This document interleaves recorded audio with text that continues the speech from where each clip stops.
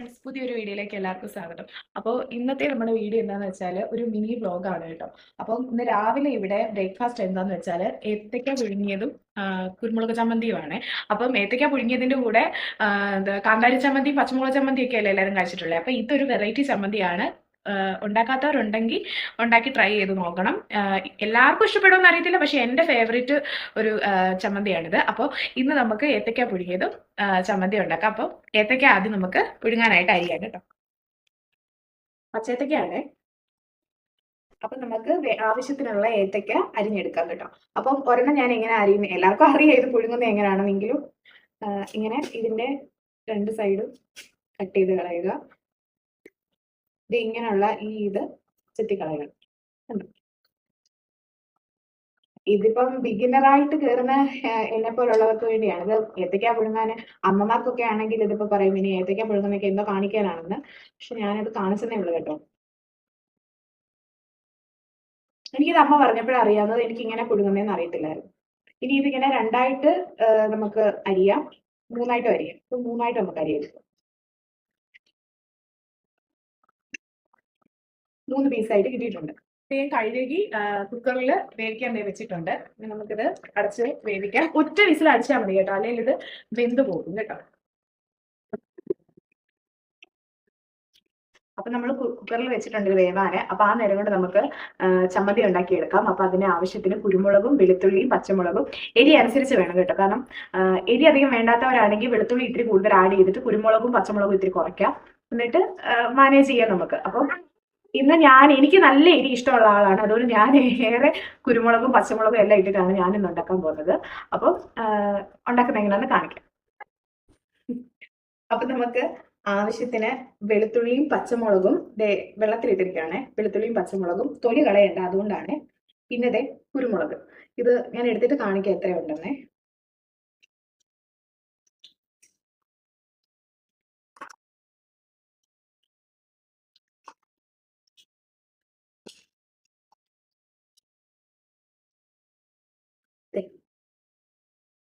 കണ്ടോ, ഇത്രയും ക്വാണ്ടിറ്റിയിലാണ് വേണ്ടത് കേട്ടോ. ഇത്രയും കുരുമുളകും വെളുത്തുള്ളിയും 2 ചുമന്നുള്ളിയും കൂടെ ഞാൻ ഇട്ടിട്ടുണ്ട് കേട്ടോ. അപ്പം അത് ചോയ്സ് ആണേ. നമുക്കപ്പോൾ ഇത് അരച്ചെടുക്കാം. ഇത് സാധാരണ അമ്മ അരകലയിലാണ് ഈ ചമ്മന്തി. കാരണം കുരുമുളക് നമ്മുടെ പരുവത്തിന് കിട്ടാൻ വേണ്ടി മിക്സിയിൽ അരയ്ക്കുമ്പോൾ അത് ഒന്നുകിൽ അങ്ങ് പൊടിഞ്ഞു പോകും, അതിൻ്റെ ആ ഒരു ഇത് വരത്തില്ല. അതുകൊണ്ട് അമ്മ ഇത് കലയിലാണ് അരയ്ക്കാറ്. പക്ഷെ ഇന്ന് ഞാൻ ലേറ്റ് ആയി പോയത് കൊണ്ട് മിക്സിയിലാണ് ഇത് അരയ്ക്കുന്നത് കേട്ടോ. അപ്പോൾ ഇത് അരച്ചിട്ട് കാണാം. അപ്പോൾ ആദ്യം ഞാൻ കുരുമുളക് ഒന്ന് ക്രഷ് ചെയ്തു. എന്നിട്ട് പച്ചമുളകും വെളുത്തുള്ളിയും കുറച്ച് ഉപ്പും എല്ലാം കൂടാണ് ഒന്നും കൂടെ ജസ്റ്റ് ഒന്ന് അരച്ചാൽ മതി കേട്ടോ. ഒരുപാട് അരഞ്ഞു പോകരുത്, ജസ്റ്റ് ക്രഷ് ചെയ്താൽ. അപ്പം ഇങ്ങനെയാണ് കേട്ടോ. ഇതാണ് നമ്മുടെ ചമ്മന്തി. ഇങ്ങനെയാണ് ഇരിക്കുന്നത്. ഒരുപാട് അങ്ങ് അരഞ്ഞു പോയിട്ടുമില്ല, എന്നാൽ ഈ ഒരു പരുവം. ഇത് നമുക്കിതിലേക്ക് ആവശ്യത്തിന് വെളിച്ചെണ്ണ ഒഴിക്കാം.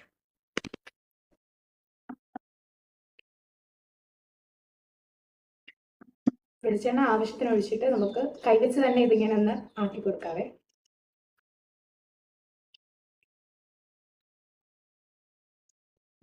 അപ്പൊ നമ്മുടെ ചമ്മന്തി റെഡി ആയിട്ടുണ്ട് കേട്ടോ. ഇത് എല്ലാവരും ട്രൈ ചെയ്ത് നോക്കണം, എല്ലാവർക്കും ഇഷ്ടപ്പെടും. ഓക്കെ,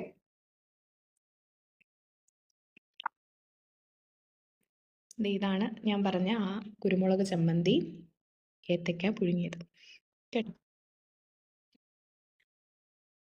ഏത്തയ്ക്കൊക്കെ ഇങ്ങനെ അങ്ങോട്ട് എടുക്കും. നല്ല ചൂടാണ് കേട്ടോ, നല്ല ചൂട്. ഏത്തയ്ക്ക പുഴുങ്ങിയതും ഇത് ഈ ചമ്മന്തി നോക്കിക്കേ. ഈ ചമ്മന്തി നന്നായിട്ട് ഇങ്ങനെ അത് മുക്കി കാണുന്നുണ്ടോ?